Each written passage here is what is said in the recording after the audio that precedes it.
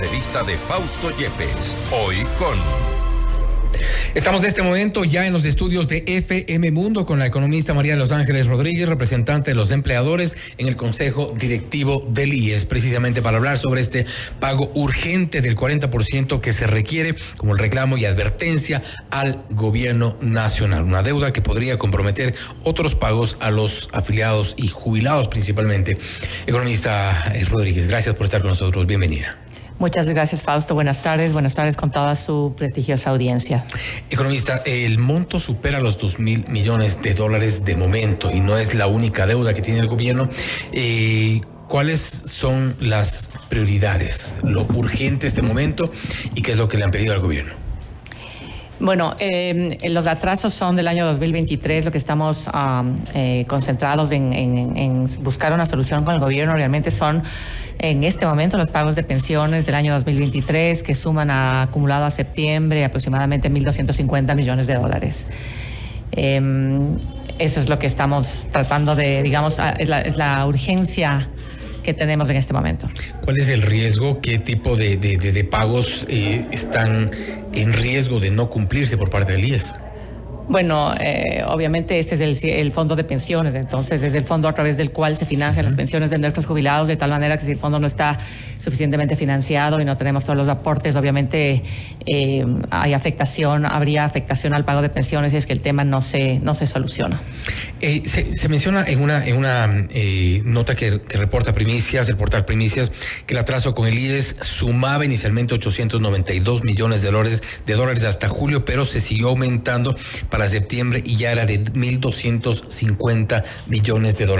¿Hay alguna propuesta ya en firme por parte del gobierno en función de generar algún plan de pagos, alguna oferta? Porque ya se había hecho el año pasado, hubo unos compromisos iniciales y parece que, bueno, esto se quedó en el aire. Sí, el tema de los compromisos iniciales que se hizo en el año pasado correspondían realmente a pagos de salud de la deuda de años anteriores. Entonces son cosas diferentes, digamos, estamos hablando de montos y de deudas diferentes. Esos pagos que se hicieron el año pasado corresponden, como le digo, a deuda de años anteriores. Lo que estamos tratando ahora es deuda de pensiones, no de salud, es deuda de pensiones y es deuda de este año. Es la deuda acumulada de este año que, como usted menciona, se ha acumulado ya hasta septiembre en $1,250 millones. Y lo que esperamos es, y tengo yo la certeza y la esperanza de que podamos conversar la próxima semana con el gobierno y busquemos alguna solución al tema. Sabemos que existen siempre restricciones de recursos en la caja fiscal. Yo misma pasé por el Ministerio de Economía y Finanzas anteriormente, así que sé de qué se trata el asunto, pero creo que el gobierno va a estar dispuesto a sentarse con nosotros a conversar para buscarle una solución a este tema. De lo contrario, ¿hasta cuándo podría existir los recursos? ¿Hasta cuándo se podría sostener los pagos? Se genera un compromiso por parte del gobierno. Sí, nos hemos visto forzados a tener que desinvertir del fondo como establecen los oficios que hemos enviado desde el Consejo Directivo y también desde la vocalía de los empleadores, y eso es lo que queremos evitar. Queremos evitar precisamente eso, porque eso va en contra de la sostenibilidad del fondo de pensiones, precisamente en este momento en el que estamos analizando las propuestas de reforma estructural. Como usted sabe, se había conformado esa comisión, que la conformó el mismo gobierno, liderada por Augusto de la Torre, en que se está proponiendo las reformas estructurales del sistema de pensiones. Esa y otras alternativas se están evaluando desde el punto de vista técnico, y precisamente a lo que tienden esas alternativas es a asegurar la sostenibilidad del fondo en el largo plazo y a fortalecer precisamente la reserva, o sea, los ahorros que tiene ese fondo. Entonces, si le vamos mermando, lo que estamos haciendo es yéndonos en contra de eso, y estamos debilitando esa reserva y estaríamos acortando su vida en ese sentido. En este sentido, todos estos atrasos lo que hacen es precisamente, y lo que usted menciona en este momento, debo entenderlo así, es ir en contra incluso de la propuesta que tiene otras características. La propuesta de la comisión es inclusive en lograr recaudar mucho más, lograr sostener los recursos incluso en el tiempo, pero con estos atrasos la situación se complica. Con estos atrasos efectivamente la situación se complica porque, como digo, nos hemos visto obligados a tener que desinvertir del fondo y eso es lo que queremos evitar. Y entonces queremos hablar con el gobierno y sentarnos, espero, la próxima semana para buscar una solución al tema. ¿Qué otros rubros son los que están en riesgo en este momento? Bueno, en este momento lo más urgente, como digo, es el tema de pensiones. Otro tema es el tema de salud. En el tema de salud, ese es un asunto diferente porque se tratan las cosas de manera diferente. Debo decir que en el tema de pensiones, en realidad no hemos tenido en forma general problemas con el gobierno en el pago de las contribuciones de los aportes. Normalmente el gobierno ha pagado esas contribuciones y a veces se atrasa un poco, pero en general las ha cumplido. No así en el caso de salud. El caso de salud es diferente, porque el gobierno está exigiendo que para pagar la deuda de salud el IES tenga que presentar unas auditorías externas de la facturación. Entonces eso complica un poco las cosas. El IES hizo adjudicaciones de contratos para estas auditoras externas para que se auditen la facturación, en este caso de prestadores externos de salud. Entonces es un tratamiento totalmente diferente porque tiene otros tiempos, otros plazos y otros requisitos. También se complica un poco el tema en salud por el tema de las enfermedades catastróficas, que la ley obliga a que el Estado tenga que garantizar la cobertura de ese tipo de enfermedades, pero también hay una sentencia de la Corte Constitucional que dice que el IES tiene que crear un fondo solidario tripartito para financiar este tipo de enfermedades. Entonces eso va un poco en contra de la ley, porque la ley lo que dice es que el Estado es el responsable de garantizar ese tipo de enfermedades. Entonces todo este tipo de temas en el tema de salud le desfinancian al fondo, no solo este, sino otros, como usted sabe, cuando en el gobierno del presidente Correa se decidió que los beneficiarios sean también los menores de 18 años sin ningún aporte, sin ningún tipo de aporte. También los beneficiarios, aumentaron los beneficiarios sin aumentar los cotizantes. Exactamente, y la ley lo que dice es que cuando el IES tiene prestaciones nuevas, es decir, si el IES y el fondo, si los seguros en general del IES van a dar prestaciones nuevas, estas tienen que estar debidamente financiadas. Usted no puede empezar a dar prestaciones obviamente sin estar financiadas.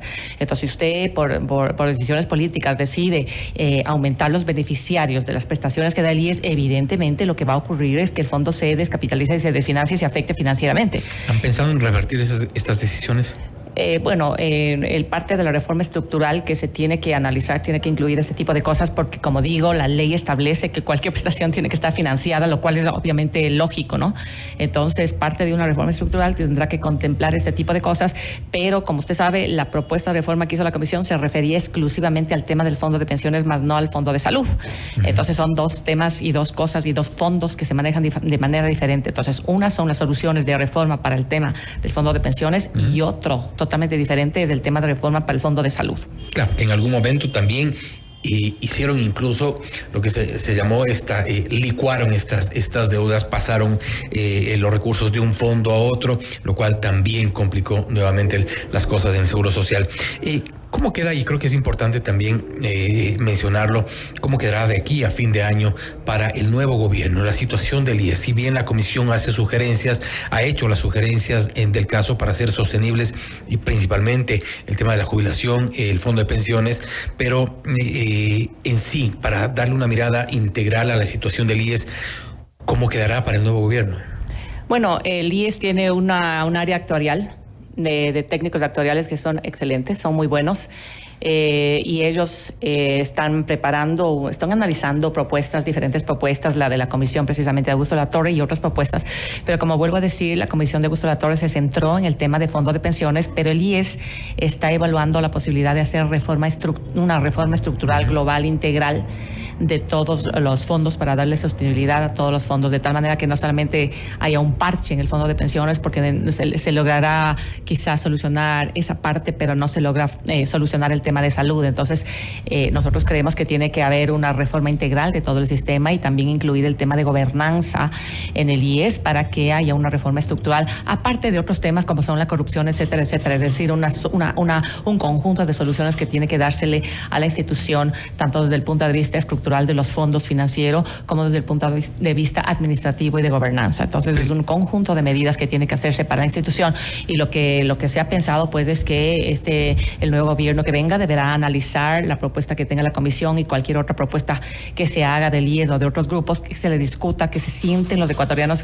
finalmente a conversar sobre estos temas importantes y cruciales, porque más temprano que tarde tenemos que tomar una decisión y no quisiéramos vernos en el momento en que estemos contra la pared y no tengamos que tomar medidas medidas desesperadas y estemos al borde del abismo. Entonces, creo que los ecuatorianos tenemos que ser ya maduros, sentarnos a la mesa y conversar como la gente y ponernos de acuerdo en que hay que hacer una reforma y ponernos de acuerdo en que la reforma tiene que hacerse en base a resultados de estudios actuariales y financieros. Y no podemos estar aquí con decisiones políticas decidiendo que se incremente el número de beneficiarios o que se incremente la pensión de una forma que no tiene financiamiento. Entonces, por favor, yo invito a los ecuatorianos que nos sentemos responsablemente a conversar y a ver los números como son para en base a eso tomar decisiones.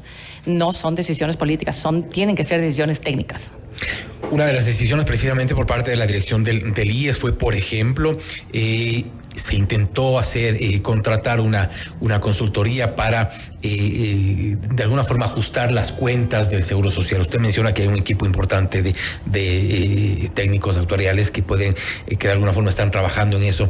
Y un poco le pregunto esto porque al final se declaró desierto el concurso. Parecía que no había mucho sentido en esta contratación y habían diferencias también dentro del Consejo Directivo.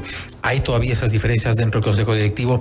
¿Cómo se van a establecer, cómo se van a cuadrar las cuentas del IES al final de este periodo?